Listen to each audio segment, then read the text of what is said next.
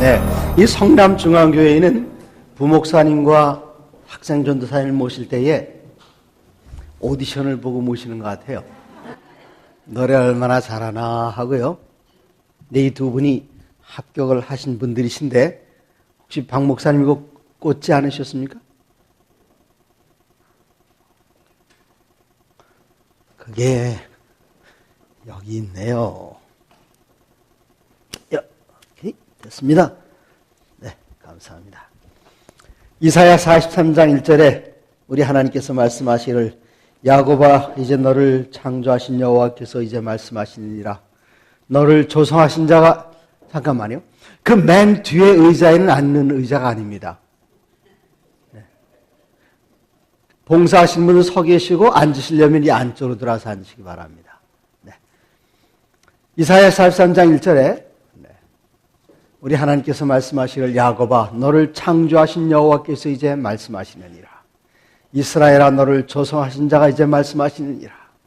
너는 두려워 말라. 내가 너를 구속하였고 내가 너를 어떻게 했다고요? 지명이 뭡니까?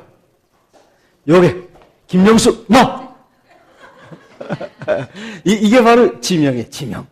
그래서 여기 우리 박 목사님께서 사모님을 어떻게 하셨는가 하면 가까이 가셔서 가만히 있자. 제가 항상 모셨더니 오늘도 숨어 계시는데요. 네, 사모님 향해서 넌 내가 찍었어. 네, 우리 하나님께서 우리를 지명해서 불러내시고 우리를 구원해내셔서 물 가운데로 지날 때에 물이 우리를 침몰치 못하고 불 가운데로 지날 때에 불이 우리를 사르지 못하게 하셨습니다. 그 하나님께 감사드립니다. 오늘 날씨가 좀 시원해졌죠? 한국 사람 이런 날씨 좋아하지요? 네, 이렇게 좋은 날씨를 매일 주셔서 정말 우리 하나님께 감사드립니다.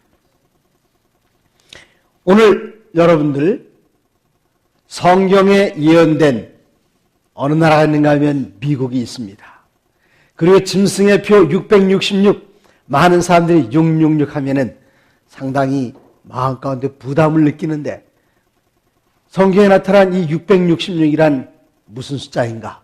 그리고 성경에 미국이 어떻게 나타나 있는가를 오늘 저녁에 함께 보시겠습니다. 이제까지는 우리가 어느 책을 공부했는가 하면 다니엘서를 공부했는데 이제는 다니엘서, 요한계시록 같이 섞어서 계시록을 중심으로 생각을 해보겠습니다. 계시록 13장에 나온 이야기입니다. 여기 보시면 계시록 13장에 짐승이 두 마리가 등장합니다. 한 마리는 바다에서 올라옵니다. 다른 한 마리는 땅에서 올라옵니다. 이 바다에서 올라오는 바다 짐승과 땅 짐승이 무엇을 나타내는지 한번 보시면 13장 1절 내가 보니 바다에서 한 짐승이 나오는데 뿔이 몇 개입니까? 10개입니다. 머리가 7이라 그 뿔에는 10면류관이 있고 그 머리들에는 참남된 이름들이 있더라. 내가 본 짐승은 무엇과 비슷하지요? 표범과 비슷하고 그 발은 곰의 발 같고 그 입은 사자의 입 같은데 용이 자기의 능력과 보좌와 큰 권세를 그에게 주었더라. 이런 짐승 보신 적 있으십니까? 여기서 멀지 않은 남서울 대공원에 가면 저런 짐승 있어요? 없어요? 없습니다. 그럼 도대체 이 짐승은 무슨 짐승일까요? 입은 무슨 입이요? 사자의 입이요. 발은 곰. 그리고 올라오는 속도는 표범의 속도로 아주 힘차게 올라오고 있습니다. 사모님이 두리번 거리 계십니다. 지금 이쪽 제가 무엇이라 할 때까지 기다리지 마시고 빨리 오세요. 빨리. 사모님 조금 전에 목사님께서 뭐라 그러셨는 줄 아십니까? 뭐라 하셨는 줄 알아요? 여기 목사님께서 사모님을 찍었대요. 네, 내가 너를 어떻게 했다고요? 목사님 지명하여 불렀나니 너는 이렇게 안아주세요 한번. 자, 이런 짐승은 참 우리가 상상도 못하는 짐승인데 요한계시록 13장에 나옵니다. 이 짐승이 도대체 무슨 짐승일까요? 다음 그림을 보십시오. 여기 뿔이 열이요, 몸은 표범의 몸이요, 발은 곰의 발이요, 입은 사자 입인데 지금 여기에 그 사자, 곰, 표범, 열불 달린 짐승, 이런 짐승을 보신 적 있습니까? 없어요? 그러면 사자, 곰, 표범, 열불 가진 이상한 괴물 어디서 본 듯하지 않습니까? 다니엘서 7장. 다니엘서 7장으로 가면 금방 나옵니다. 여기 다니엘서 7장에 나오니까 바벨론은 사자로 묘사되었어요. 그 다음에 곰의 발 페르시아입니다. 그 다음에 표범의 몸 그리스입니다. 열불 가진 짐승 어느 나라였지요? 로마 나라입니다. 그래서 이 요한계시록 13장에 나오는 짐승은 어떤 짐승인가 하면은 여기 다니엘서 7장에 나오는 바벨론, 페르시아, 그리스, 로마 나라를 나타내는 네 마리 짐승을 한데 묶어서 몽타즈를 만든 그런 복합 짐승입니다. 그러면 이 네 가지 모든 짐승이 하나로 섞이면 어떤 형상이 될까요? 바로 이런 형상이 되는데 무엇을 뜻하는가? 자, 보십시오. 여기 바벨론, 페르시아, 그리스, 로마 나라가 있는데 옛날 고대 로마를 그대로 빼닮은 한 단체가 있습니다. 어떤 단체인가 하면은 왼쪽에 보면 로마 나라의 행정 조직인데 맨 정점에 황제, 원로원, 총독, 각도 총독, 지방 총독, 백성들이 있는데 여기 오른쪽에 보시면은 똑같습니다.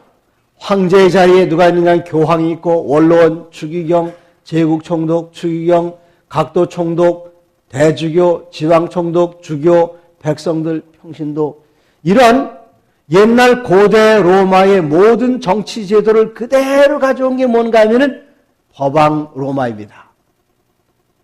자, 그리스 하면 머릿속에 딱 떠오르는 게 뭐죠? 그리스 하면은 노시 생각납니까? 노청동 첫째 날 저녁이었죠. 그리스 하면은 유명한 임금, 아주 대단한 임금 누구였다고 그랬습니까? 알렉산더의 선생님이 디오게네스라는 사람입니다. 여러분 디오게네스라는 이름 들어보셨어요? 이 사람이 황제의 스승인데도 불구하고 그냥 원통 같은 이런 데 가서 이렇게 맨날 이렇게 밖에서 떨고 추운 데에 자고 이분 철학자였습니다. 그러니까 알렉산더가 가서 그러잖아요. 선생님 이런 데서 계시면 제 체면이 말이 아닙니다. 가시죠. 안 간다. 도대체 선생님 소원이 뭡니까? 이분이 이를 잡으면서 조금만 비켜주려고 비켜달라 해서 햇볕이 안 드니까. 이런 철학자들이 있는 나라가 바로 그리스입니다.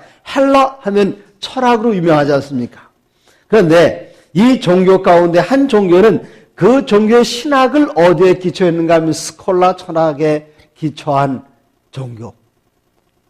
그 다음에 페르시아 하면은 무엇으로 유명한가? 페르시아는 태양신을 숭배했고 일요일, 일, 월, 화, 수, 목, 금, 토, 요일에다가 이름을 붙여줬어. 그 나라가 바로 페르시아 나라예요. 태양신을 숭배하는 나라입니다. 그런데 이곳에는 콘스탄틴 황제가 존경할 만한 태양의 날 일요일을 공휴일로 지정했을 때에 기원 364년 라오디게아 총회에서 일요일 날 예배드리기로 결의를 했습니다. 바벨론 하면 뭐가 유명하죠? 바벨론의 임금 느부갓네살이 꿈에 뭘 봤습니까? 우상을 봤어요. 우상이 유명한 곳입니다. 그러면 성 베드로 성당에는 395개의 성상이 있습니다. 그레고리 3세 때는 우상 사용을 옹호했고 10계명 중에 두 번째 계명 우상을 만들거나 절하지 말라. 이 계명을 아예 없애버렸습니다. 이런 단체가 어느 단체일까요? 보시면은 복합 짐승으로 묘사된 그것은 로마 교황권입니다. 이 네 가지 모든 특징이 다 들어가 있어요. 바벨론의 우상 숭배, 페르시아의 태양신 숭배, 그리스의 철학 정신, 로마의 행정 조직 이런 모든 것이 한꺼번에 다 들어있는 게 어디인가 하면은 요한계시록 13장 1절에 등장하는 로마 천주교입니다. 자, 그런데 여기 계시록 13장 5절에 보면은 이 짐승은 어떤 입을 받았는가 하면 참남된 말하는 입을 받았다 그랬습니다. 참남되다는 말이 무슨 뜻일까요? 이것을 요한복음에 보면은 이렇게 이야기합니다. 유대인들이 대답하되 선한 일을 인하여 우리가 너를 돌로 치려는 것이 아니라 참남함을 인하매니 내가 사람이 되어 자칭 하나님이라 함이로다. 뭐가 참남된 거라고요? 내가 누구다? 하나님이다. 그게 참남된 것이라 그랬습니다. 그러면 여기서는 어떻게 이야기하는가? 데살로니가후서 2장 4절에 보면 저는 대적하는 자라 범사에 일컫는 하나님이나 숭배함을 받는 자 위에 뛰어나 자존하여 하나님 성전에 앉아 자기를 보여 하나님이라 하느니라. 지금 들어와 계신 이 건물이 이름이 뭡니까? 이 건물. 이 건물. 네? 아니 그냥 하시는 대로 하시면 돼요. 어디 들어와 계세요 지금? 교회에 들어와 계세요. 그런데 천주교회는 뭐라고 이야기합니까? 성당이라고 그래요. 여기 성경에 미리 예언하기를 자존하여 하나님의 성전에 앉아 자기를 보여 하나님이라 하느니라. 어떻게 하는가? 우리가 셋째 날 공부했죠? 그 지극히 높은 자를 말로 대적한다 그랬어요. 말로. 그래서 그 교회의 지도자들은 뭐라고 일컫는가 하면 신부, 하나님 신자에다가 아버지 부자 하나님 아버지라고 부른다 그랬는데 여기 페라리스의 교회사에 보면 교황란의 교황은 지극히 숭엄하시고 높은 분이기 때문에 그는 단순한 인간이 아니라 하나님이며 하나님의 대리자다. 참남된 입을 받았습니다. 우리는 이 땅 위에서 전능하신 하나님의 자리를 차지하고 있다. 교황의 선언입니다. 그 다음에 참남된 말이란 무엇인가? 성경적으로 두 가지 정의가 있어요. 하나는 인간에서 내가 하나님이다 그러면 그것은 참남된 것이고 또 다른 참남된 것은 무엇인가 하면은 하나님 한 분 외에는 누가 능히 죄를 사하겠느냐? 네. 죄 사하는 권세를 가졌다 그렇게 네. 우리 두 사람이 문제 있을 때에 나에게 잘못하는 것을 용서할 수는 있어요. 그러나 인간은 뭘 할 수 없는가 하면은 다른 사람의 죄를 사해 줄 수는 없는데 죄를 사한다 하는 것, 그것 참남된 것입니다. 근데 하나님은 한 분이시요 또 하나님과 사람 사이의 중보도 한 분이시니 곧 사람이신 예수 그리스도이라. 하나님과 우리 사이에 다른 중보자는 필요가 없습니다. 중보자는 오직 한 분 누구밖에 없다고요? 예수님밖에 없는데 여기 로마 천주교에는 다른 중보자가 있어요. 하늘이나 지구나 어디든 원하는 곳에서 찾아보라. 너는 죄인을 용서하고 죄인을 지옥의 사슬로부터 해방시킬 수 있는 단 하나의 피조물을 발견하게 될 것이다. 그 비범한 존재는 사제 곧 천주교의 신부다 그랬습니다. 천주교 신부가 뭘 하는가 하면은 죄를 용서해 줘요. 어떻게 용서해 주죠? 안에 들어가 보면은 거기 조그만 아주 사람 하나 앉아 비어듬이 앉는 방이 있어요. 그리고 그 방과 옆에 조그만 또 방이 하나 있는데 그 사이에는 그 옛날 지금은 그런 거 없습니다. 부엌에서 방까지 음식을 들고 대청마루에서 돌아가기가 너무나 힘드니까 옛날에 어떤 집이 있었는가 하면은 방하고 부엌 사이에 조그만 문 만들어 놓은 적이 있었지요. 네. 그런 걸 만들어 놓고 사람이 직접 보이지 않게 아주 조그만 문을 만들어 놓고 이쪽에 누가 앉아 계시는가 하면 아버지께서 앉아 계세요. 아버지. 영어로 뭐라 할지 아버지? father를 우리말로 제대로 또 번역하면 뭐가 된다고요? 네? 신부님께서.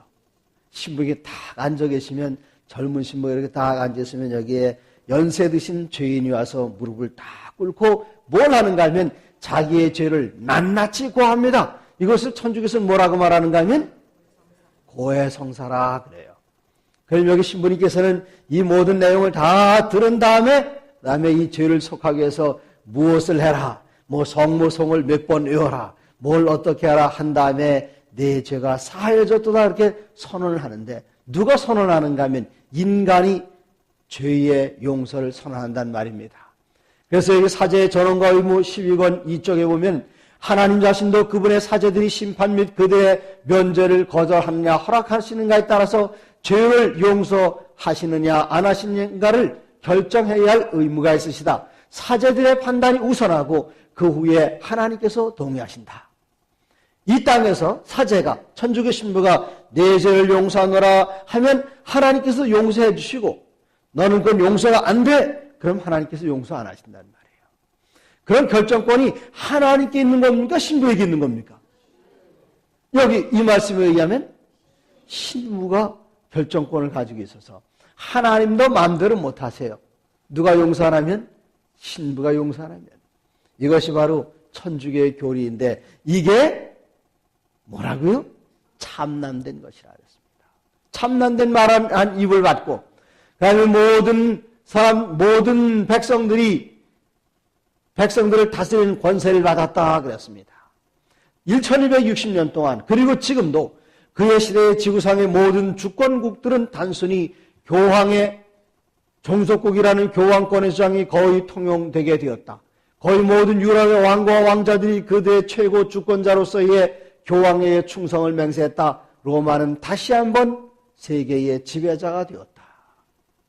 제가 어디에 갔었는가 하면은 한참 동안 버스를 타고 산 꼭대기에 작년에 버스 타고 산 꼭대기에 간 데 생각나요? 거기 어디죠?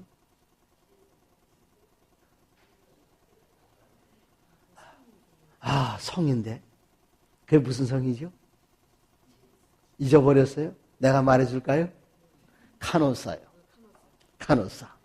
여러분 카노사가 어떤 데인지 아십니까? 카노사. 네. 하일리 4세. 독일의 하일리 4세가 교황에게 파문을 당했어요.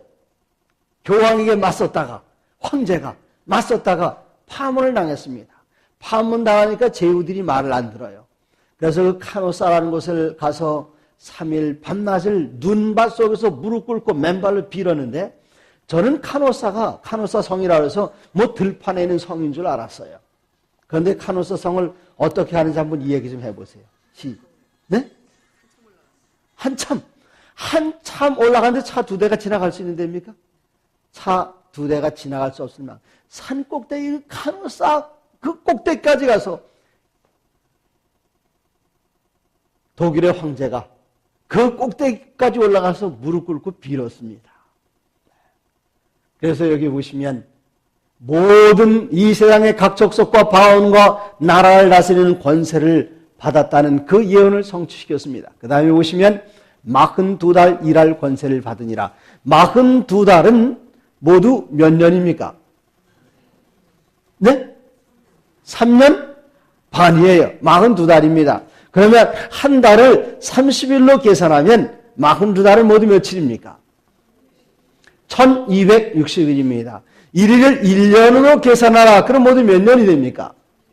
1260년입니다. 그래서 여기에 기원 538년으로부터 1260년이 지나면 몇 년이 되죠? 1798년까지 이 로마 천주교회는 유럽에서 아주 절대 유일 지상권을 가장 높은 권세를 1260년 동안 누린 것. 538년에 쌓여서 1978년에 끝났는데 이 일은 언제 일인가? 어제 저녁에 제가 말씀드렸습니다. 어제 저녁 7번째 왕국의 시민권 이야기하면서 바로 이 버티어 장군을 이야기했습니다.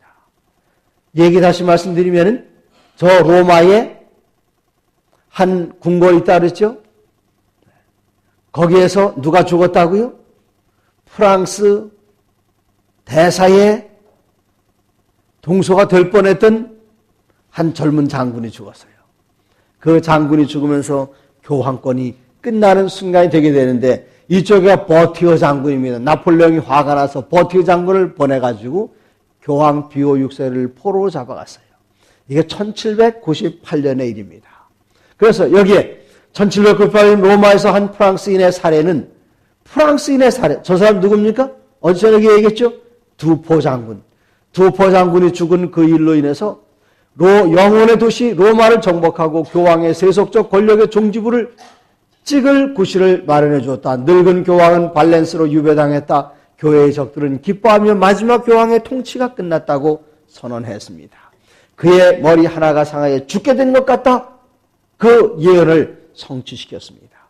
그 다음에 여기서 끝나는 것이 아니라 그 죽게 되었던 상처가 로마 천주교가 1798년 아주 끝나는 것이 아니라 죽게 되었던 상처가 나오면 온 세상이 다 이상이 여겨 따라가는데 이것은 무슨 신문인가 하면 샌프란시스코 크로니클이라는 그 신문 그대로 베껴왔어요. 그대로 찍은 사진입니다. 여기 보면은 혹시 누구죠, 이 사람? 무솔리니는 이태리의 독재자입니다. 가스파리는 천주교 추기경입니다. 여기 보면은 로마와의 조약에 무솔리니와 가스파리 추기경이 서명했다고 합니다. 무슨 서명인가 하면 이태리가 무엇을 뺏었는가 하면 로마 천주교의 땅을 완전히 뺏어 아무것도 없었어요. 그러나 바로 이것을 아주 유명한 라테란 화약이라고 하는데 세계사에서 배우신 적 있습니까? 라테란. 이것은 라테란이라는 한 궁에서 가스파리 추기경과 무솔리니가 같이 만나서 사인했는데 그 사인은 무엇인가 하면은 여기 바티칸의 그 땅을 아주 영원히 누구에게 주는가 하면 로마 교황권에 준다. 그 서명하는 겁니다. 그 라테란 협약이에요. 1929년에 했습니다. 이 라테란 협약이 생긴 그 다음부터 로마 천주교회는 자기의 영토를 가지고 바티칸에서 온 세상을 호령하게 되었는데, 네, 오늘 밤 로마에 관한 문제는 여기 그 신문에 샌프란시스코 크로니클 이 신문에 난 기사입니다. 오늘 밤 로마에 관한 문제는 과거에 대한 것이었으며 바티칸은 이태리와의 사이의 평화를 유지하고 있다. 중대한 문서에 상처를 낳게 함이라는 친필을 첨가하는 것에 관해서는 양편 다 극진한 진실성을 보였다. 샌프란시스코 크로니클 이 신문에서 성경에 난 그대로 인용했습니다. 상처를 낳게 함. 네? 죽게 됐던 상처가 나음에 그랬지요? 그 다음부터 온 세계는 로마 천주교를 따르는데 교황의 절대적이고 확고한 독립을 확인해주기 위해 국제적 영역에서의 의논의 여지가 없는 주권이 교황청에 보증되어야 한다. 교황청은 바티칸시에 있어서의 완전한 재산권과 절대 독립적인 권력과 최고 재판권을 인정하고 특수한 양상으로서의 바티칸시의 형성이 필요하다는 것을 형성했다. 볼 뽀빠르가 쓴 바티칸. 우리나라 그 책 그대로 번역 옮겨놨습니다. 온 세상 이야기 따라갑니다. 1979년에 교황 요한 바오로 2세가 미국을 처음 방문했어요. 이 미국에는 미국의 차별 계층이 양반 계층이 있어요, 없어요? 있어요. 그것을 WASP라고 그래요. 첫 번째는 white, 백인이어야 되고, 두 번째는 AS, 앵글로색슨족이어야 되고, 그 다음에 P는 프로테스탄트입니다. 개신교도여야 돼요. 그래서 미국에서 천주교도들은 아예 벼슬 자를 못했습니다. 어느 정도나 적대적이었는가 하면은 이제 미국 그 워싱턴 DC를 비행기 타고 들어가면 공항이 두 개예요. 하나는 덜레스 공항이 있고요. 또 하나는 레이건 공항이 있고, 어느 쪽 공항을 가든지 쭉 가다 보면은 거기 강이 하나 쫙 보입니다. 그 강이 포토맥 강입니다. 포토맥 강 동쪽에 커다란 광장이 있어요. 이게 워싱턴 광장입니다. 그 북쪽에는 백악관이 있고, 서쪽에는 링컨 다 가는 그 메모리얼 홀이 있고요. 동쪽에는 백악관이 있고, 국회의사당이 있고요. 그 국회의사당의 상원의 원목 목사님이 제7 안식일 내세령교회 목사님이십니다. 베리 블랙이라는 목사님이 안식일 교인이신데 그분 죽을 때까지, 아니면 그분이 난 그만하고 살 때까지 상원의 원목으로 있습니다. 흑인이에요. 미국 역사상 최초로다가 흑인이 상원 원목이 됐어요.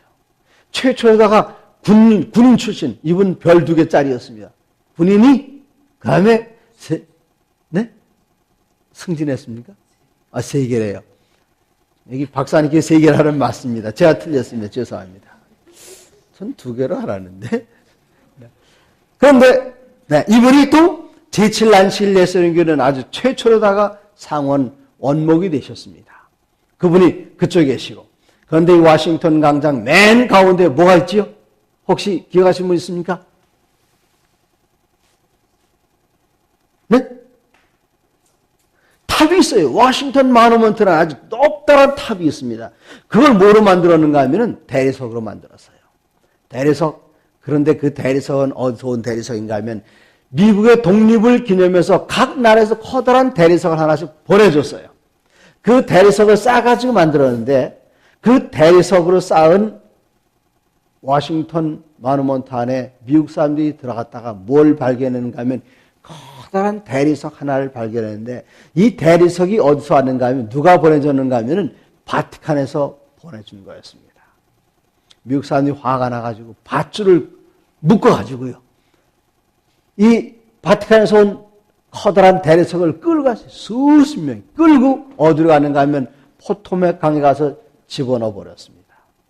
이 정도로 사이가 나빴어요. 미국하고 로마 천주교회가. 그런데 여기 보면 드디어 누가 방문하는가? 요한 바오로 2세가 미국을 방문합니다.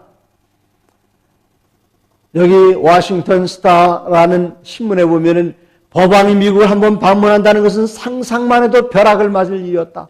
그러나 이제 역사상 최초의 폴란드인 법왕 요한 바오로 2세가 그의 놀라운 선거를 치른 지 1년 후에 온 세계의 하늘에 빛나는 별로서 만 7일간을 우리와 함께 지내겠다는 약속 아래 미국에 오게 되었다. 정치가들은 다투어 그를 맞을 준비를 하고 있다. 6개 도시의 시장들은 그들의 도시의 업무를 실제적으로 중단하고 법왕을 맞이할 행사를 열렬하게 준비했다. 온 세상이 이상히 여겨 따라갑니다. 그가 죽게 되었던 상처가 남에 온 땅이 이상히 여겨 짐승을 따르고 어떻게 여기 천주교 교황이 한국을 방문했을 때에 신문에 이렇게 납니다. 옛 로마 제국의 힘과 영광을 보는 듯 인간의 응집력이 연출한 장엄한 현상. 네, 이것을 보고 신문 기자들도 좀 속이 뒤틀려가지고 뭐라고 썼는가 하면은 여기 보십시오. 여기 뭐 하나 나오는데 어떤 슈퍼스타, 이 어떤 슈퍼스타가 누군지 확대시켜서 이쪽에 보시면 구름을 타고 앉은 하나님이 천사들과 더불어 텔레비전 구경을 하고 있다. 텔레비전 화면에는 마침 교황이 많은 군중들로부터 환영받고 있는 모습이 중계되는 중이다. 하나님이 기분 좋게 웃으며 하는 말, 나도 저 사람만큼 인기가 있어 봤으면 좋겠어. 온 세상이 따라가는데 일요일 여러분 부처님 믿는 대학교가 있죠. 우리나라에 무슨 대학입니까? 동국대학교는 무슨 요일 날 놀죠? 네? 일요일 날 놀아요. 그 다음에 공자님 그 사상으로 세운 대학교 또 있죠. 어느 대학입니까? 성균관대학. 무슨 요일 날 놀아요? 북한에서는 무슨 요일 날 놀아요? 김정은이 일요일 날 놀아요. 이상 온 세상이 다 로마 천주교회가 이것을 안식일에서 천주교의 권위로 일요일 날로 바꿔놓으니까 온 세상이 이상히 여겨 다 로마 천주교를 따라가는데 일요일 날 너나 할 거기 다 따라갑니다. 그것만 있는 거. 네. 왜 여기 그대로 있죠? 천주교가 바꿨다고 나와 있습니다. 또 이상히 여겨 온 짐승 따라가는 것. 크리스마스가 며칠이죠? 전하이 무슨 날입니까? 크리스마스 날이 무슨 날이에요? 예수님 탄생일이에요. 그런데 성경에 보면 예수님 돌아가신 날은 정확하게 있습니다. 몇 년? 공부했는데 4주 공부하면서 네? 몇 년? 31년 몇 월? 니산월 며칠? 14일 몇 시? 오후 3시. 예수님께서 14일 날 돌아가셨다가 15일 날 무덤에서 쉬셨다가 16일 날 부활하셨어요.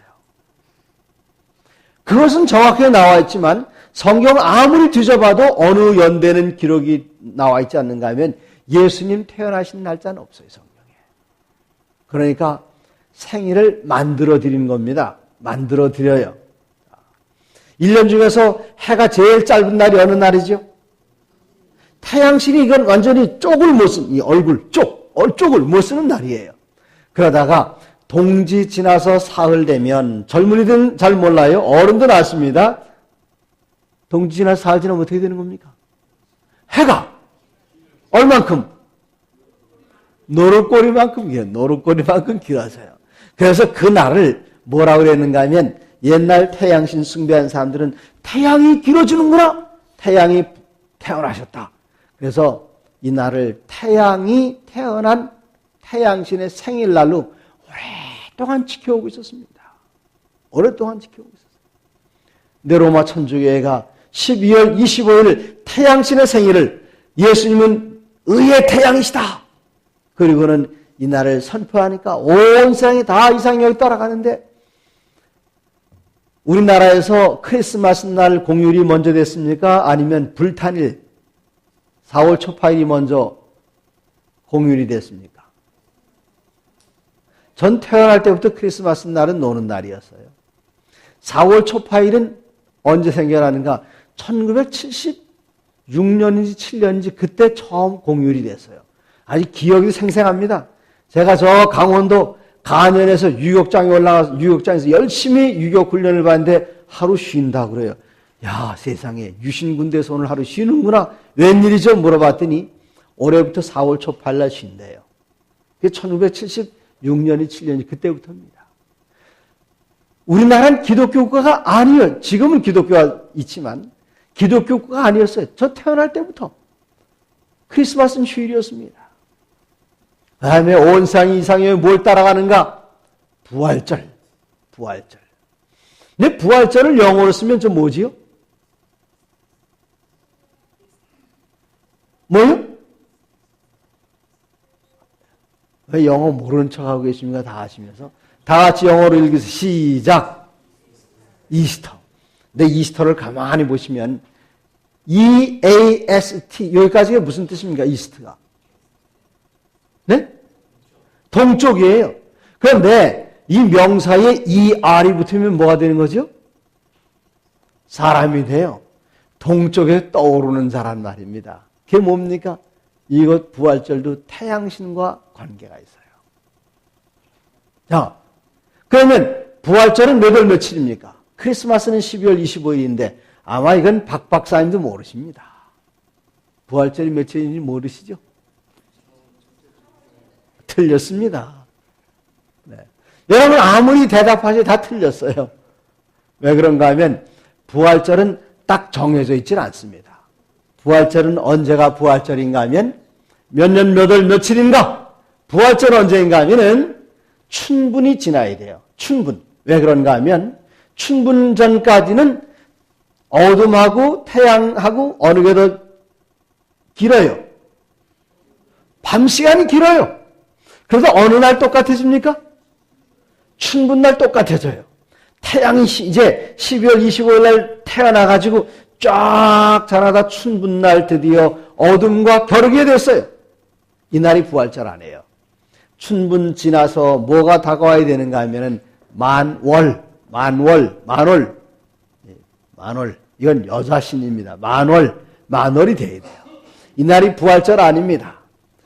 춘분 지나서 만월 지나서 그 다음에 떨어지는 첫 번째 일요일이 부활절이에요. 전날이 부활절. 첫 번째 일요일. 그러니까 예를 들어서 춘분은 맨날 똑같은 날짜라 그럴지라도 만월은 해마다 바뀌어요. 네? 이건 이 춘분은 뭐 비슷하게 오는가 하면 태양력하고 비슷하게 오는데 이 만월은 어디하고 정확히 일치합니까? 음력하고 일치하게 돼요. 그래서 항상 달라요. 그래서 이 춘분 지나서 만월 지나서 그 다음에 떨어지는 일요일이 부활절입니다. 여러분 실제로 부활하신 그 날짜 여러분 아십니까? 모르십니까? 네? 어떻게 아세요? 목사님은 사신 게 아시는 겁니까? 아, 돌아가신 날짜 며칠이라고 했습니까? 14일. 4월 만에 부활하신 며칠입니까? 네? 16일이 부활한 날입니다. 그런데 로마 천주교회는 놀라운 결정을 했어요. 무슨 결정을 했는가 하면은 자, 실제로 예수님 부활하신 니산월 16일과 저기 춘분 지나 만월 지나 첫 번째 일요일 떨어지는 그 날이 시간이 지나다 보면 일치하게 된 날이 있을까요? 없을까요? 그럴 때는 어떻게 하는가? 유대인의 명절과의 혼란을 피하기 위해서 일주일 뒤로 연기한다 그랬어요. 그러면 부활은 영원히 부활절 날은 한 번도 예수님 부활하신 날에 떨어질 수 있어요? 없어요? 절대로 없어요. 절대로 없어요. 그런데 이 세상의 모든 사람들이 이상히 여겨 천주교가 만들어 놓은 그대로 다 따라가고 있습니다. 다 따라가요. 지금 저 뒤에 배경 그림은 뭐지요? 계란이에요, 계란. 계란. 부활절날 뭐 나눠줍니까? 계란 나눠줘요. 왜 계란 나눠주죠? 옛날 태양신 숭배하는 사람들은 이 태양이 어디서 나왔는가 하면 거대한 계란 속에서 나왔다고 믿기 때문에 그날 계란을 나눠주는 겁니다. 그날 계란. 근데 성경에 보니까 꽃기호 소리는 나요. 어디 있습니까? 베드로가 예수님 부인할 때에. 그런데 그 꼬꼬대 하던 그게 암탉인지 수탉인지 잘 모르겠는데요. 네? 수탉입니까? 그 수탉입니까? 근데 그날 닭이 꽃기였습니까? 꼬꼬댔습니까? 수탉이네요. 그럼 알도 못 낳는데, 저기다 알 갖다 놓고는 예수님 부활을 표상한다고 그렇게 하고 있어요. 그 왜 토끼가 나오는지 그건 전 잘 모르겠어요. 그래서 세상이 다 이상에 따라가지만 이것은 하나님과는 전혀 관계없는 그런 날입니다. 그런데 바로 이 짐승, 바다에서 나온 이 짐승의 표는 곧 짐승의 이름이나 그 이름의 수라, 그 수는 사람의 수니 666이라 그랬어요. 그 숫자가 666이라. 성경에 666이라는 말이 몇 번 나오는가?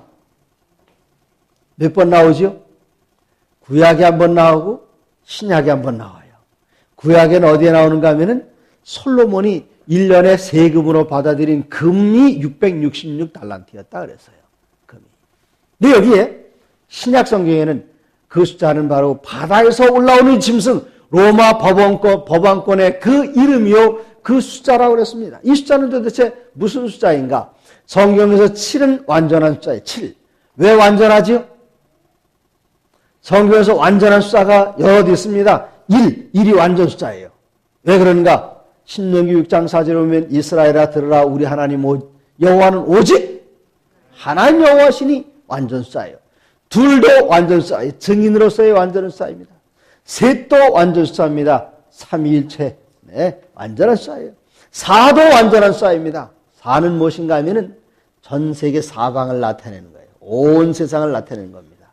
그래서 완전 숫자 3과 완전 숫자 4가 더해지면 뭐지요? 7. 완전 숫자예요. 그런데 완전한 데서 6은 하나가 모자랍니다. 네? 완전해서 하나가 모자라요. 그러면 뭐지요?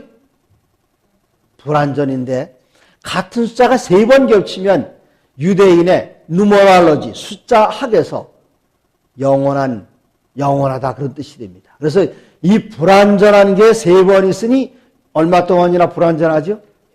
영원히 불완전한 겁니다. 영원히 불완전하다. 근데 이 짐승의 표를 가만히 들여다보시면 단에서 7장에는 작은 뿔이 나타나요. 작은 뿔. 그 다음에 요한계시록 13장에는 이 짐승이 나타납니다. 여기까지 다 똑같이 내려가고 있어요. 6번째는 뭐가 나타날까요? 지극히 높은 자를 말로 대적한다 그랬습니다. 7장 25절에 다니엘서 13장에 보면은 계시록 13장에 참남된 말하는 입을 받았다 같은 뜻입니다. 그리고 한때 두때 반때를 다스리 한때 두때 반때 나와요. 여기 42달 다스린다 그랬습니다. 똑같은 기간입니다. 때와 법을 변경시킨다 그랬습니다. 이게 중요한 겁니다. 때와 법을 작은 뿔이 어떻게 변경시켰는가 하면 7째 날 제7 안식일에서 어디로 바꿨죠? 제1일로 바꿨어요. 그 다음에 뭐가 나올까요? 여기는 8번째로 짐승의 표가 나옵니다. 그래서 따라서 이 짐승의 표는 무엇과 관련이 있는가 하면은 때와 법을 변경시켰다. 그 변경시킨 법이 무엇인가 하면 안식일에 관한 법과 관련되는 것이 짐승의 표가 되는 것입니다. 그런데 여기 로마 천주교의 교황의 수많은 타이틀 가운데 하나는 뭔가 하면은 하나님의 아들의 대리자입니다. 이 하나님의 아들의 대리자라는 이 말을 무엇으로 써봤는가 하면은 라틴어로 써보면은 비카리오스 필리데이라고 그래요. 이 비카리오스 필리데이는 무엇인가? 자, 여기 비카리오스 D 이건 하나님입니다. 네? 이거는 아들이에요. 그다음 비카리오스는 대리자입니다. 하나님의 아들이 대리자. 그런데 여기 로마 글자에는 다 뭐가 있는가 하면 글자마다 숫자의 값이 있어요. V자를 써놓으면 5입니다. 1자를 써놓으면 하나예요. I자는. 그 다음에 C는 100이에요. 그래서 센티미터, 센츄리언 다 여기서 나오는 겁니다. 조금 그 다음에 L자는 50입니다. D자는 500입니다. 이 숫자를 한번 다 더해보면 어떤 숫자가 등장을 하는가 하면 비카리오스 요거 다 더해보니까 100, 5, 6, 7, 12 112가 나왔습니다. 여기는 50, 1, 2, 3 501 다 더해보니까 2 더하기 3 더하기 1은 몇이죠? 6 1 더하기 5는 6 1 더하기 5는 6 하나 딱 찍어보니까 666이 되는 겁니다. 하나님의 아들의 대리자가 이렇게 나와요. 그런데 사람들이 666 하면은 요즘 무슨 얘기를 하는가 하면 666 그런 책 많이 나오죠. 뭐가 666이라고 말합니까? 크레딧 카드가 666이라고 말하는 사람도 있고 어떤 사람들은 이 몸에다 어떤 컴퓨터에다가 무슨 칩을 집어넣어 가지고 또 뭐 한다고 그래요? 뭐 바코드. 요즘 이제 바코드는 또 지나갔어요. 그 바코드를 어디다 찍는가 하면은 사람 몸에다 찍어요. 몸에다. 뭐 이렇게 드러나지도 않게. 그래서 전철 타고 지나갈 때에 이게 딱 꺼내가지고 교통카드 되는 게 아니라 그냥 손바닥 딱 오른손 바닥 대면은 통과되게. 모든 정보를 그렇게 넣는 것. 그게 666이라고 말하는 사람들이 있어요. 또 어떤 사람들은 저 유럽의 구주 공동체, 거기서 통합 대통령을 만들면 바로 그 사람이 적그리스도 666이라고 말하는 사람들이 있습니다. 오늘날 기독교의 개신교의 모든 신학자들이 다 그렇게 이야기하고 있어요. 그걸 뭐라고 말하는가 하면 저는 사단의 양동작전이라고 말합니다. 양동작전이 뭐죠? 성동격서. 성남은 아시지만 성동은 잘 모르시겠습니까? 성동격서 뭡니까? 성동격서. 제가 이 서쪽을 쳐들어가야 돼, 서쪽. 이 서쪽에는 이 군대가 딱 지키고 있습니다. 칠격자예요. 격판, 서쪽을 치러 들어가요.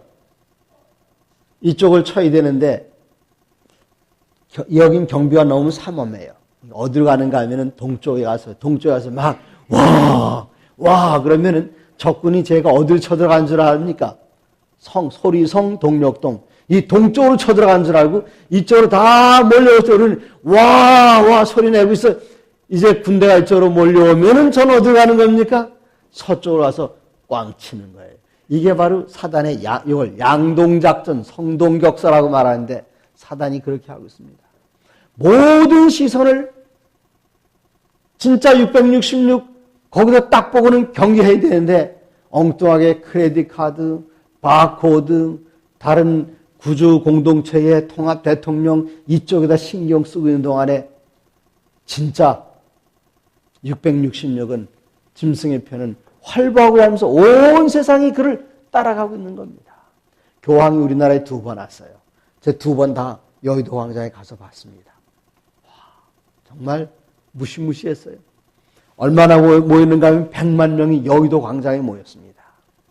거기 사람들이 모여 있는데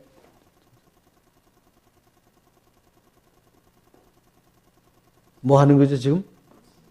줄 맞추는 거예요. 이 100만 명이 완전히 바둑판처럼 모여있어요. 바둑판처럼. 그리고 100만 명 주위로 깃발들이 쫙 있는데 삼각형 깃발, 그 뿌레시리움 깃발이라는데 그 깃발에 뭐라고 써있는가 하면 창조주의 모후이신 마리아요. 창조주가 누구지요? 하나님의 어머니 마리아. 세상에 하나님 아버지만 그것도 모자라서 창조주의 모후이신 마리아. 그 깃발들이 이거 완전히 그 옛날 삼국시대의 전쟁터에 나가는 깃발 같아요. 그런 깃발. 그런데 거기 한 신부가 외칩니다. 뭐라고 외쳐요? 비바 파파. 네, 교황만세. 이 100만 명이 한꺼번에 여기 저 천주교 신부에 하나 나와서 비바 파파. 그러면 100만 명이 한꺼번에 비바 파파 하는데 여러분 100만 명이 외치는 소리 한번 상상을 해보십시오. 비바 파파. 아, 제 간이 콩할 만했어요. 온 세상 이상이 다 따라갑니다. 그러면서 여기에 666이 활개치고 다니는데 사람들은 다른 게 666인가 성동격서 작전에 완전히 말려들어가고 말았어요. 그래서 여기 제가 어디 가다 문표 보니까 이런 이름이 있어요.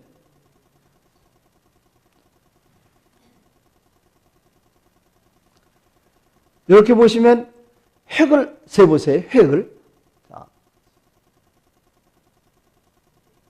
안 세시는 겁니까? 세보라니까요. 자, 여기 기억 하나. 몇 획입니까? 네? 이거 정자는 하나, 둘, 셋, 넷, 다섯, 여섯. 남자는 하나, 둘, 셋, 넷, 다섯, 하나, 둘, 아니죠. 하나, 글도 못 쓰네. 하나, 둘, 셋, 넷, 다섯, 여섯. 이거 몇 획이죠? 요거는요? 그럼 이 사람 666인가요? 자, 여기 보세요. 전광수 목사님 형님 이름. 자, 보세요. 하나, 둘, 셋, 넷, 다섯, 뭐죠? 그 다음에 하나, 둘, 셋, 넷, 다섯. 하나, 둘, 셋, 넷, 다섯. 이 사람도 666입니까? 666? 지금 네로 황제, 네로 까자르, 네로 시저, 네? 시저 네로. 그 이름도 666이 돼요. 숫자를 풀면 666하게 되는 거 엄청나게 많이 있어요. 제가 아주 좋아하는 한 종교 저술가도 그분 이름이 666이에요. 목사님 누군지 알고, 네? 엘렌 G 화이트도 숫자를 다 보면 666이에요. 그게 로마 천주교에서는 엘렌 G 화이트 666이라고 그래요. 그런데 요한계시록 13장에 보면은 사람이 써야하는데 그 사람이 man입니다. man. woman이 아니라 man이에요. man. 미세스 와이트는 여자입니다. 그래서 맞지도 않아요. 숫자를 갖다 맞춰보면 660이라는 거 엄청나게 많이 나올 수 있어요. 그러나 그게 다가 아닙니다. 이 사람, 이건, 저 여자는 누구예요? 네? 어떻게 아셨어요? 이름이 다 이렇다고 다 사모가 제 아내가 되는 게 아니란 말입니다. 그 사람은 이 세상에 제일 흔한 이름, 네? 서울 시내에 전화번호부 이름 찾아오면은 몇 트럭씩이나 나오는 제일 많은 이름이 이 이름이에요. 얼마나 많은지. 제가 결혼하면서 아들을 낳으려면 머리 좋은 아들 낳아야 되는데 공부 못하는 아내 만나면 안 될 것 같아서 아내에게 학교 다닐 때 공부 잘했냐 했더니 잘했어 당신? 못했던 소리는 안 해서 안심을 했습니다. 그런데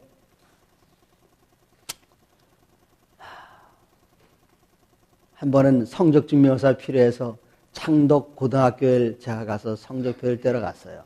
몇 년도 졸업생 누굽니다. 그랬더니 성적표를 딱 주는데 그때 제 입에서 나온 말이 난 속았다. 몇백 명 학생들 가운데 완전 바닥이에요. 완전 바닥. 화가 나서 집으로 전화를 했습니다. 당신 학교 다니면서 공부 잘했다면서. 그런데 왜요? 공부를 잘해? 지금 내 손에 지금 뭐가 있어요? 성적 증명서가 있는데, 성적 증명서가 있는데. 이건 못 속이는 거예요. 그랬더니 잘못됐을 거래요. 누구 말 믿어야 되죠? 지금 성적 증명서 여기 있는데.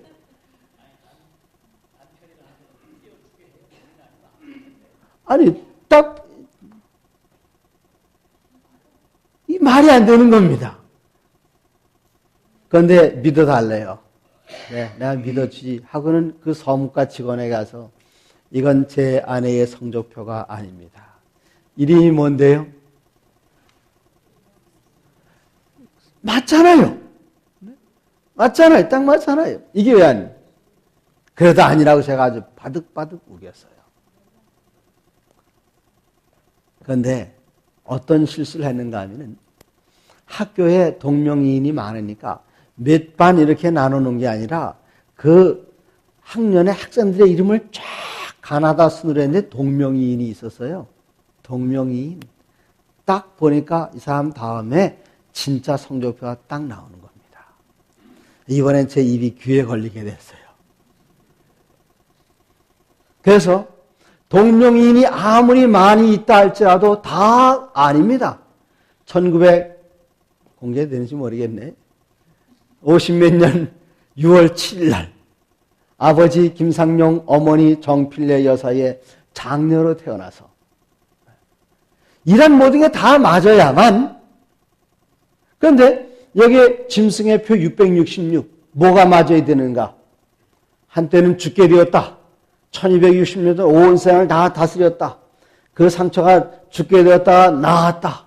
참남된 말한 입을 받았다. 이러한 모든 조건과 이력서가 맞아야만 발효합니다. 그런데 온 세상 이상형이 다 이 존재를 따라가고 있어요. 여기까지는 누구 얘기였는가 하면은 바다 짐승 얘기입니다. 그런데 이번엔 땅에서 짐승이 올라옵니다. 다른 짐승이 땅에서 올라오는 새끼 양같이 두 뿔이 있고 용처럼 말하더라 그랬는데 새끼 양같이 두 뿔이 있고 땅에서 올라오는 이 짐승은 과연 뭘까요? 양 아닙니다. 뿔이 양이 뿔 두 개 있는 것처럼 양입니다. 이 짐승은 누구인가? 언제 등장했는가 보십시오. 그 머리 하나가 상하여 죽게 된 것 그 다음에 42달 일할 권세를 받은 그 다음에 등장하는데 1798년 이후에 등장한다는 말입니다. 어디에서 등장하는가? 내가 보면 다른 짐승이 어디서 올라옵니까? 땅에서 올라와요. 이 지구에서 땅의 반대말은 뭐지요? 바다입니다. 바다. 이 바다는 뭡니까? 많은 무리들입니다. 그럼 땅은 바다의 반대 개념은 무엇인가 하면 바다가 많은 무리와 나라들을 표상한다면 땅은 인구가 희소한 것을 가르치는데 1798년 세계에서 가장 강한 나라 어느 나라지요? 아니요. 세계에서 가장 강한 나라. 참나 왜 그러십니까? 요즘 계속 몇 번 나왔는데요. 프랑스 나폴레옹이잖아요. 프랑스 나폴레옹. 1798년에 프랑스의 나폴레옹이 그 나라의 신생 독립국가를 독립을 인정해줘. 독립국가로서 인정해준 나라가 있어요. 그 나라는 1776년에 독립을 했지만 세계 최강대국인 프랑스로부터 독립 인정을 받지 못하다가 1798년에 독립을 인정받은 인구가 얼마 안 되는 그 나라 어느 나라일까요? 미국입니다. 미국. 바로 미국을 나타내요. 국가로 묘사되었습니다. 왜요? 짐승이라고 하는데 짐승은 성경에서 국가를 나타냅니다. 그런데 이 국가는 민주주의 국가예요. 첫 번째 나온 짐승은 머리 위에 뭐가 있었는가 하면은 면류관이 있었습니다. 그런데 이번에 나온 짐승은 땅 짐승은 뭐가 없습니까? 면류관이 없어요. 뿔이 두 개입니다. 하나는 정치적인 것이고 하나는 종교적인 것인데 정치적인 왕, 면류관 쓰는 왕이 없고 대통령이 있어요. 법왕, 면류관 쓰는 법왕이 없고 뭐가 있는가 하면은 그냥 교회 목회자들이 있는 것이요. 왜 땅에서 태어나는가? 저 유럽에서 종교의 자유를 찾아서 메이플라워를 타고 청교도들이 미국의 미 대륙에 도착해서 세운 나라가 미국입니다. 이 미국이 올라오는데 땅에서 올라온다고 그랬어요. 이 올라온다는 말을 헬라어로다가 뭐라고 표현했는가 하면 아나바이노라 그랬습니다. 아나바이노는 올라온다 그런 뜻인데 어떻게 올라오는가 하면은 여름에 비가 온 다음에 죽순이 올라올 때 쓰는 단어예요. 죽순이 올라올 때. 우후 죽순이 어떻게 올라옵니까? 올라오는 거 봤어요? 여기 올라오는 거 보였대요. 다른 식물들은 이렇게 올라오는 모습이 안 보여요. 근데 뭐는 보입니까? 비 온 다음에 죽순은 쭉 올라가는 게 눈에 띄는데 어느 정도로 빨리 올라가는가? 저 전라도의 한 양반이 서울에 과거 시험 보러 가다가 갑자기 발을 가릴 일이 생겼어요. 발 가리는 게 뭔지, 성경에 발 가린다 해도 발 가리는 게 뭡니까? 네? 화장실입니까? 네. 점잖게 표현해서 이렇게 옷을 내리면 발이 가려지잖아요. 발을 가리우러 어디로 갈까? 이 들판에, 아하, 저희가 적혔구나. 어디로 들어갔습니까? 대나무밭에 들어갔어요. 그래서 발을 가리우는데 의관을 정지하는 건 그래서 갓을 벗어가지고 옆에 있는 대나무에 딱 올려놓고는 이젠 다 이를 보신 다음에 일어나서 반춤도 추스리고 갓을 찾았는데 갓이 없었어요.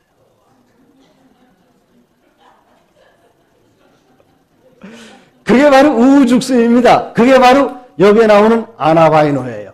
네? 이 미국이란 나라가 세계가 작은 나라로 출발했습니다. 동부 13주 조그만 영역이었는데 그냥 독립한 지 몇 년 안 돼가지고 오늘날 가지고 있는 미국 땅의 대부분을 다 차지하게 됐어요. 멕시코하고 전쟁하면서 캘리포니아도 뺐고요. 텍사스도 뺐고 그래가지고 땅을 엄청나게 넓힌 다음에 그것도 모자라서 러시아에게 뭣도 샀습니까? 그 넓은 땅 알래스카까지 사가지고요. 그런데 땅만 그렇게 넓어진 게 아니에요. 역사가 300년도 안 되는 그 짧은 역사를 가진 나라가 전 세계에서 가장 강한 나라가 되는 그 모습, 짧은 기간에 그것을 성경에서는 무슨 단어를 썼는가 하면 땅에서 뭐처럼 올라온다고요? 네? 한양에 과거 보러 가는 선비에 갓 올려놨던 그 나무가 자라면서 한꺼번에 쫙 올라가는 성경의 표현이 너무나 정확합니다. 그런데 어떻게 말하는가 하면 용처럼 말한다 그랬습니다. 그리고 저가 먼저 나온 짐승, 로마 천주교죠. 그가 행하던 모든 권세를 그 앞에서 행하고 땅과 땅에 거하는 자들로 처음 짐승에게 경배하게 하니 곧 죽게 되었던 상처. 자, 이 미국이 그렇게 하는 게 아니라고요. 자, 저 보십시오. 그렇게 하는 게 아니라 미국이 하는 이름은 자, 누구 보라고요? 저기 앞에 먼저 나온 로마 천주교를 보라고요. 그리고 내게 경배하라가 아니라 저 천주교에 경배하라 하는 그 명령을 어느 나라가 하게 될 것인가 하면 바로 미국이 하게 될 것을 성경은 말하고 있습니다. 저가 먼저 용처럼 말합니다. 미국이란 나라가 어떤 방법으로 말하는가? 국가가 말할 때에 법을 통해서 말합니다. 입법을 통해서 법을 세워요. 무슨 법을 세울 것인가? 어떤 법인가 하면은 저가 권세를 받아 그 짐승의 우상에게 생기를 주어 그 짐승의 우상으로 말하게 하고 또 짐승의 우상에게 경배하지 않은 자는 몇이든지 다 죽이게 하더라. 짐승. 그 짐승이 어느 짐승이죠? 먼저 나온 바다짐승. 바다짐승이 누구라고 그랬죠? 교황권. 그러면 이 교황권의 우상이라고 그랬습니다. 우상. 우상을 영어로 뭐라고 하는지 아십니까? 이미지라고 그래요. 이미지. 이미지는 뭡니까? 형상이에요. 이 사람 이미지가 누구하고 똑같다. 그 사람의 이미지. 하나의 형상. 그 하나님께서 사람을 만드실 때에 어떻게 만드셨는가 하면 모양과 likeness. 형상을 따라 이미지. 네? 모양과 형상을 따라 왜 만들었다 그랬죠? 그 형상 고도인데 무엇의 형상인가 하면 첫 번째 짐승의 형상이란 말입니다. 이 첫 번째 짐승이 한 커다란 일은 뭔가 하면은 안식일을 일요일로 바꾼 거예요. 그래서 미국이란 나라가 어떻게 하는가 하면은 앞으로 무엇을 정하는가 하면은 법으로다가 일요일 날 무조건 쉬어라! 그런 법을 만들 것을 여기서 말하고 있는 것입니다. 그러면 미국이란 나라가 강제하는 나라인가? 그렇게 강제하지는 않겠지요. 하지만 이렇게 합니다. 미국 사람들이 얼마나 경쟁에 시달립니까? 경쟁이 없는 날 하루 한번 해보자. 어느 날 할까? 일요일 날. 그래서 장사하는 사람들은 더 이상 경쟁하면서 고생하지 않도록 일요일 날 다 문 닫자. 그러면 가족들이 일주일 내내 헤어져 있으면 안 되잖아요. 그 식구들끼리 모일 수 있는 가정의 날 하나 만들자. 무슨 요일이 좋을까요? 일요일. 다 일요일 날로 해서 모든 사람들이 우린 일요일 날 안 지키고 안식일 지키겠습니다 하면은 가정을 반대하는 사람이요. 경쟁을 통해 다른 사람을 피곤하게 하는 사람이요. 아주 못된 사람으로 낙인 찍히게 만드는 바로 그런 일. 그래서 마침내 여기 성경에는 뭐라고 말했는가 하면 며칠든지 우상에게 경배하지 않는 자는 일을 지키지 않는 자는 며칠이 다 죽이게 하리라 그랬습니다. 이건 좀 좀 전에 나왔던 내용인데요. 여기 보면은 제가 여기 리버티라는 잡지 1980년에 나온 그 잡지인데 만일에 if Christians unite we can do anything. 죄송합니다. 어디까지 갔나? 네. 만일 그리스도인들이 연합하기만 한다면 우리는 어떤 일이든지 할 수 있다. We can pass any law or any amendment. 우리들은 어떤 법이든지 어떤 수정 조항이 다 통과시킬 수 있다. And that's exactly what we intend to do. 바로 그것은 우리가 의도하는 것이다 그랬습니다. 미국의 기독교인들이 말하기를 우리가 연합하기만 한다면 미국 헌법쯤이야 하루아침에 바꿀 수 있다. 어떻게 바꾸는가? 일요일 날 지키는 것으로 다 바꿀 수 있다는 말입니다. 그래서 미국이 옛날 미국이 아니에요. 요즘 미국은 전혀 달라요. 미국에서 제가 미국을 처음 갔을 때의 미국은 정말 신사의 나라였는데 아무리 제가 파란불 들어와도 얼른 그거 못 보고 딴짓하고 있어도 뒤에서 빵빵거리질 않아요. 신호가 바뀌어도요. 요즘은 그러고 있으면 총 맞아 죽습니다. 네. 얼마나 급하고 그런 정신으로 뭘 만드는가 하면 법을 바꾸는 일, 그런 일은 아주 쉬운 일이 될 것입니다. 그래서 저가 모든 자, 곧 작은 자나 큰 자나 부자나 빈곤한 자나 자유한 자나 종들로 그 오른손에나 이마에 표를 받게 하고 어디 표를 받는다고요? 네, 오른손은 무슨 상징인가 하면 노동의 상징입니다. 노동의 상징. 노동, 일요일 날 다 쉬는 것. 네, 일요일 날 쉬는 것. 그 다음에 이마는 무엇입니까? 지성의 상징이에요. 그래서 일요일 지키는 사람들 가운데 어떤 사람들은 직장에서 일요일 날 다 쉬고 일 못하게 하니까 오른손에 표 받는 것이고 그 다음에 이날은 정말 주의 날입니다 하고 신앙적으로 지키는 사람들은 이마의 표를 받는 것입니다. 그 이마의 표를 받게 하고 누구든지 이 표를 가진 자 외에는 매매를 못하게 하니 이 표는 곧 짐승의 이름이나 그 이름의 수라 세보니까 무엇인가 하면 666이 나왔습니다. 자, 그런데 요한계시 14장 6절에 보면 또 보니 다른 천사가 공중에 날아가는데 땅에 거하는 자들 곧 여러 나라와 족속과 방언과 백성에게 전할 영원한 복음을 가졌더라. 그가 큰 음성으로 오르되 하나님을 두려워하며 그에게 영광을 돌리라. 이는 그의 심판하실 시간이 이렇음이니 하늘과 땅과 바다와 물들의 근원을 만드신 이를 어떻게 알아? 이게 지금 몇 장이죠? 네? 조금 전에 바다 짐승, 땅 짐승은 몇 장에서 나왔습니까? 13장에서 나왔어요. 13장에서는 한결같이 누구를 경배하라 말하는가 하면 짐승을 경배하라. 짐승을 경배하라. 근데 14장 들어가 보니까 누구를 경배하라고요? 무슨 때가 이렇으니? 심판하실 시간이 이렇으니 하늘과 땅과 바다와 물들의 근원을 만드신 이를 어떻게 하라? 경배하라. 그러면 하늘과 땅과 바다와 물들의 근원을 만드신 이를 어떻게 하는 게 경배하는 걸까요? 방법이 나와요. 여기 비교해 보겠습니다. 창조주를 경배하라. 14장에. 13장에서는 용에게 경배하라. 사단이죠. 짐승에게 경배하라. 짐승은 뭡니까? 바다에서 올라온 로마 교황권이죠.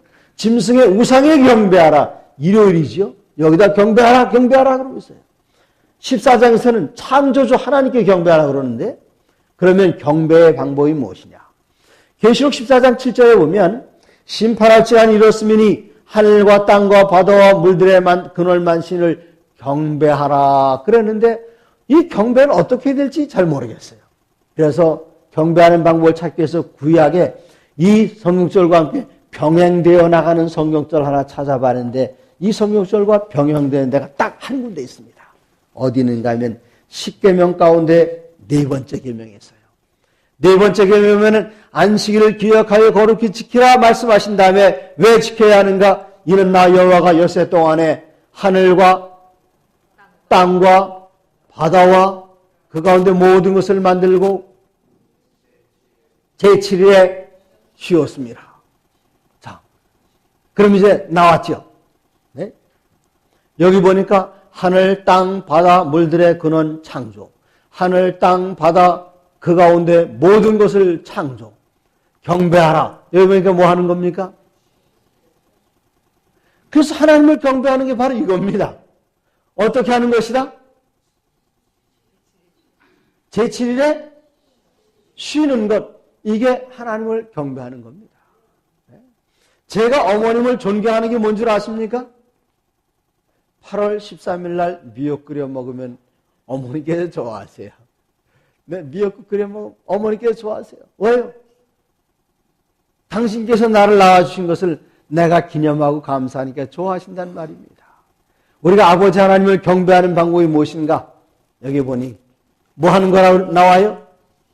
제7일에 쉬어 안식일 지키는 것. 그런데 이날을 안 지키는 게 있어요. 그럼 경배의 결과가 나온다. 용에게 경배하라. 용에게 경배하는 그 결과가 무엇인가? 그 다음 장 14장.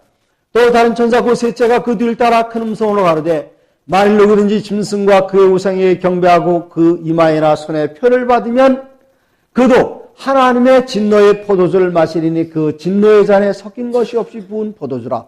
거룩한 천사들 앞과 어린 양 앞에서 불과 유황으로 고난을 받으리니 11절.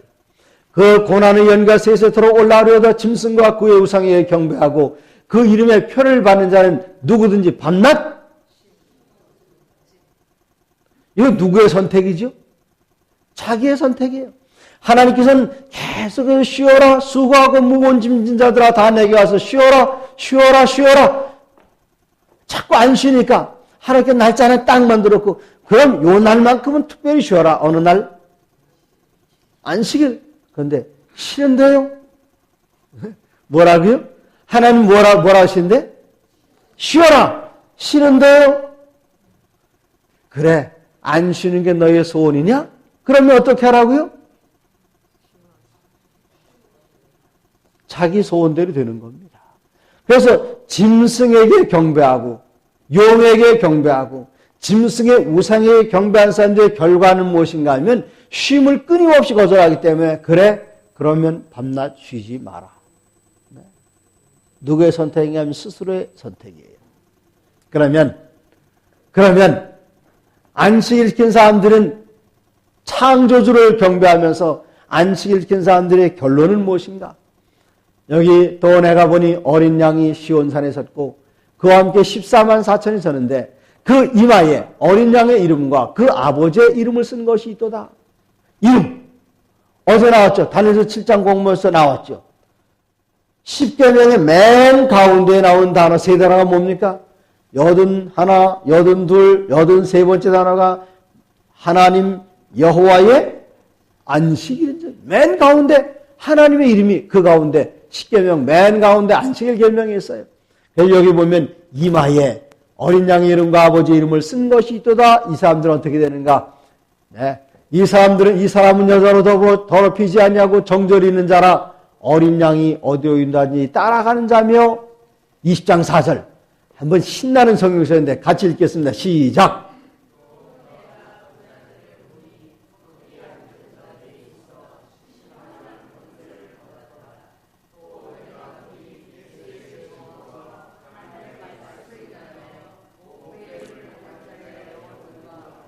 또 짐승과 그의 우상에게 경배하지도 아니하고 이마와 손에 그의 표를 받지도 아니한 자들이 살아서 그리스도로 더불어 몇 년 동안이요?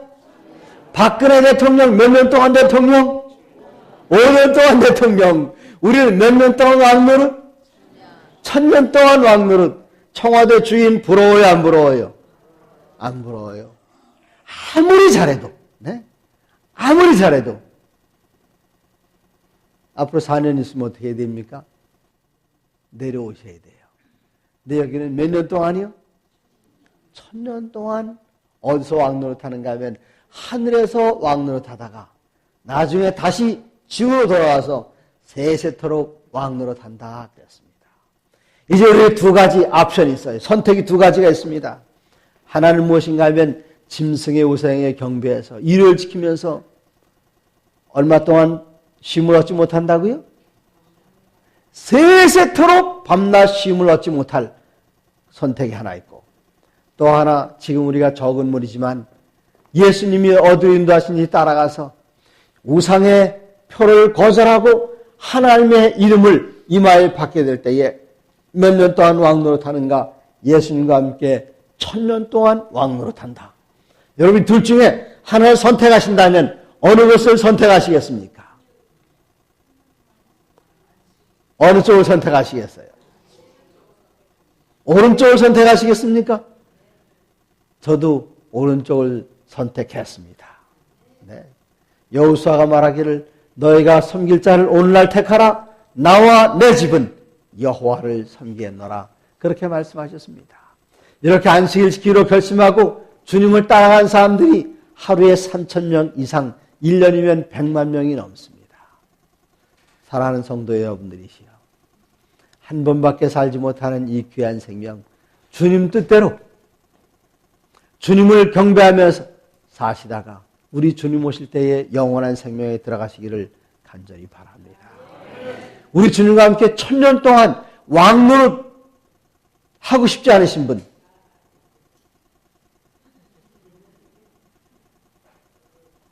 손 들어보세요.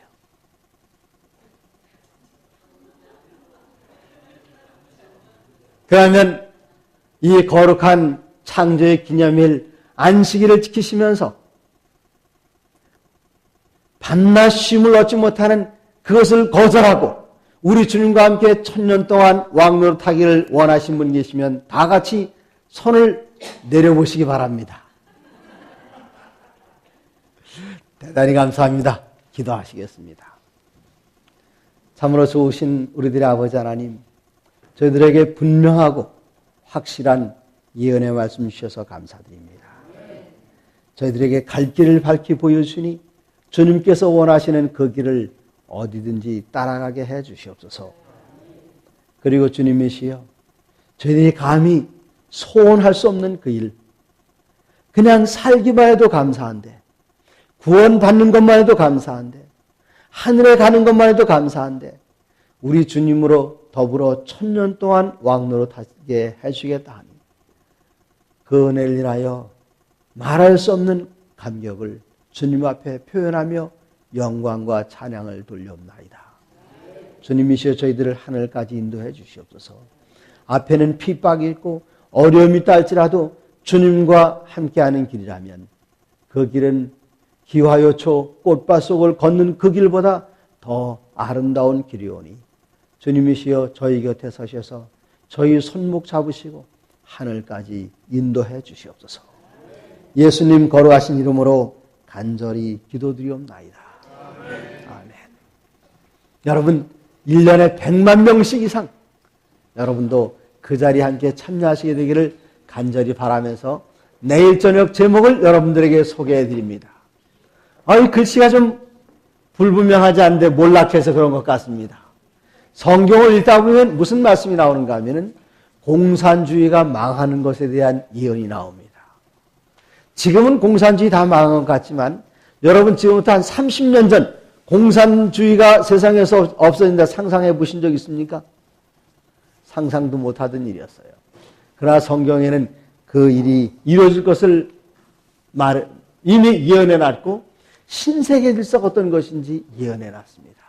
내일 저녁 다른 곳에서는 전혀 들어보지 못한 이야기를 이곳에서 들으시는데 여러분 좀 욕심쟁이신 것 같아요. 여러분만 들으시긴 좀 아까우실 텐데 그냥 혼자만 듣고 계시니 너무 욕심 부리지 마시고 이웃들 꼭 데리고 오셔서 내일 저녁 같이 이 말씀 듣고 은혜 나눴으면 고맙겠습니다. 감사합니다.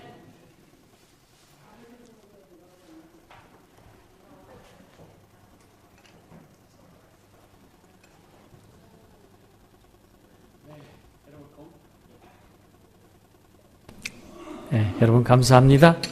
예, 따뜻한 차를 한 잔 드시고 예, 살펴가시고 내일 오셔서